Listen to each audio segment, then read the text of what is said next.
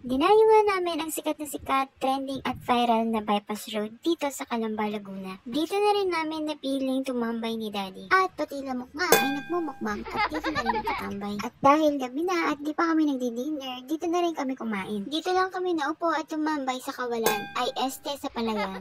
Mga kapam ventures, tara at samahan niyo kami mag-food trip. Ako tayo sa palayan eh. Saan na tayo? Doon tayo pupunta sa may ilaw na yun, guys. At hindi ko naman alam kung bakit naman sa dinami-dami ng daan, dito pa napili natin na dumaan. Pero huwag kayong mag-alala, guys, kasi ito ang tamang daan. Papunta sa kawalan. Char. Dahil galing kami ng lecheria, guys, dito na kami dumaan dahil mas malapit kami dito. Pero kung gusto nyo ng mas maayos na daan, pwede naman kayo doon sa may bayan. Pero dahil feeling adventurer kami ni Daddy, dito na kami dumaan. Ayun na nga po, oh. Nabalaho na nga po kami, mga ka-fam ventures. O, diba? Mag-food trip lang, nag-adventure pa. San ka pa? At ito na nga, guys, narating din natin ang ating destinasyon pagkatapos ng isang malupitang paglalakbay. Pagkatapos naman ng hirap, masasabi naman nating deserve natin na kumain ng masasarap. So tara, sama kayo sa food trip natin. Dahil hindi lang tayo adventurer, vegetarian din tayo, guys. Kaya sisimulan natin ang ating food trip sa very affordable homemade siomai ni ate na for only 20 pesos. And meron din siyang siomai rice na 35 pesos. And meron din gulaman, guys. Saan ka pa? First stop pa lang yan, pero busog ka na.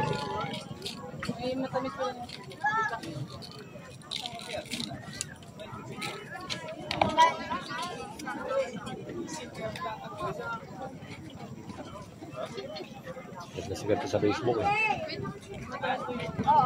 Trending po sa Facebook. Itong Janet. Masarap po ito. Nagbukas naman po ulit.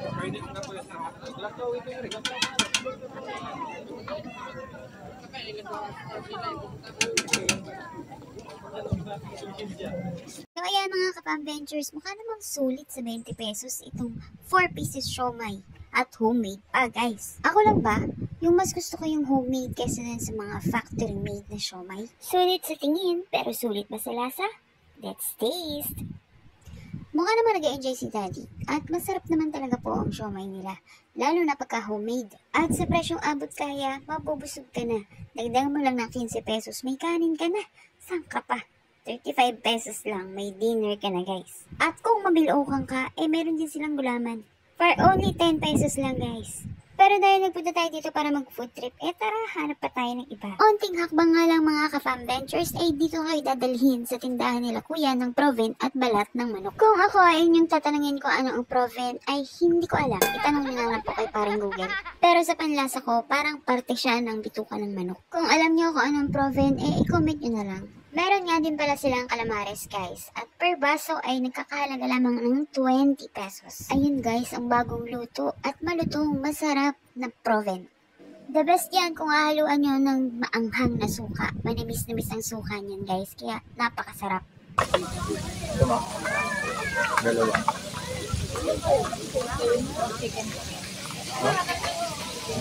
Tatla.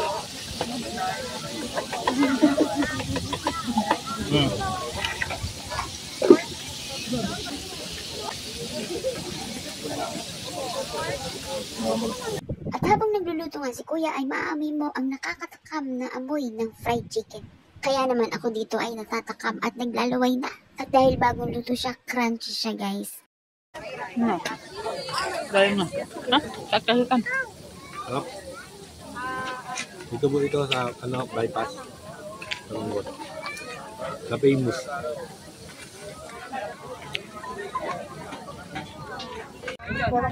Trip po siya. Dito po kami sa famous na bypass Lunggot. Dito po siya mag-birthday. Mga ka-fam ventures, hindi pa dyan natatapos ang ating food trip. Hindi ko pa man nauubos at nalulunok ang aking kinakain. Eto na naman po kami at naghahunting ng susunod naming kakainin. Sa dami nga ng mga pagkain dito, guys, hindi na namin malaman kung ano ba ang gusto naming kainin. Mula nga sa mga tusok-tusok, ihaw-ihaw at mga rice meals, meron lahat yan dito, guys. Nabibili ako na nga po ako, guys, kaya naman bibili muna ako ng masarap na buko. Ito ay fresh buko juice. Mayroon din ditong iba't ibang klase ng mga palamig. Nag-ikot na nga kami at nakita namin itong Toff's Beef Shawarma. Dahil nga gabi na at hindi pa kami nagdi-dinner, ito na lang ang aming binili. Nagpa-take out na rin kami ng shawarma rice. Para pang suhol, pasalubong sa mga bata.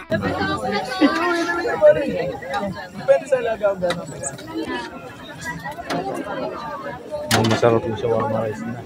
Shawarma rice na lang sa akin.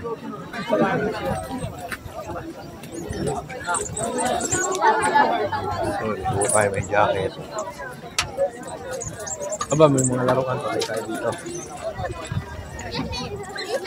Ang presyo nga pala ng kanilang shawarma ay 55 pesos sa small at 65 pesos naman ang large. At para naman sa shawarma rice, only 55 pesos lang yan guys. Mabubusog ka na.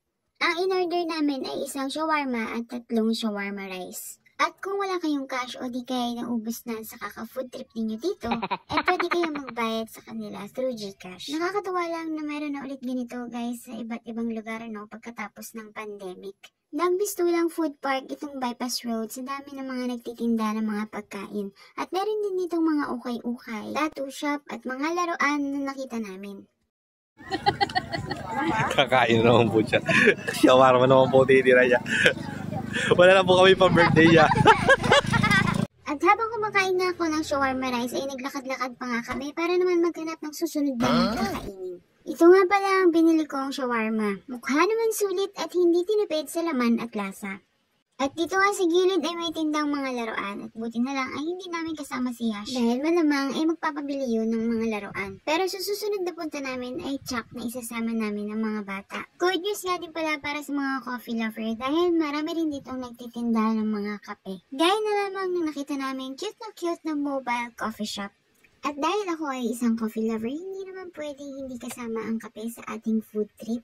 Kaya nga naman lumapit na ako at tinignan ko ang kanilang menu. At nang makita ko, ay nalula ako guys. Bigla ko naalala na busog na nga pala ako at nakapagkape na ako kanina. Sa susunod na nga lang ako magkakape ng kapresyo ng 2 kilong bigas. Heto nga guys at nabubulunan pa nga ako sa pagkain ng shawarma.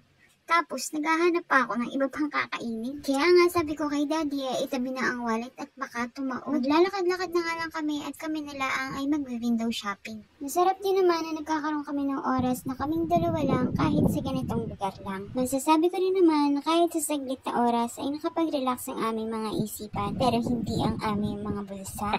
Dahil ang buong akala ko ay nakapagpahinga na ang wallet ni daddy pero hindi pala. Dahil sa aming paglalakad nga ay nakakita na naman kami ng kakaiba na namang pagkain na pinipilahan. Siyempre, lumaki na naman ang aking ilong at pakimarites na rin. Ito pala ay ang chow fan rice ng Walk to Box. Dahil sa bango at nakakatuwang panoorin, siguro kaya naiinganyo ang mga tao na bumili sa kanila. Nakakatuwa nga panoorin kung paano ito mismo niluluto sa iyong harapan. At habang nanonood ka nga ay maaamoy mo na ang nakakatakam na amoy ng kanilang chow fan na may toppings na dumplings at siomai.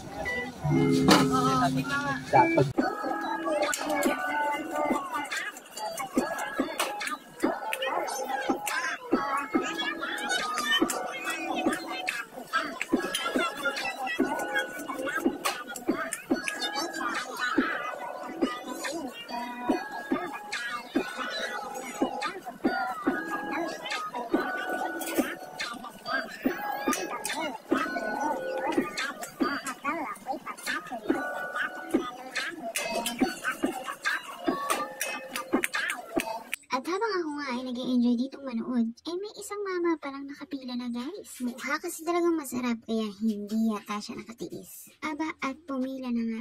Pero parang pang 100 serving na siya. At kung gusto nyo malaman kung bakit sila pinipilahan, eto lang naman ang dahilan. 45 pesos ang kanilang egg chow fan. At kung gusto nyo may siomai toppings, 59 and 69 pesos lang yan. Ayun lang, bye!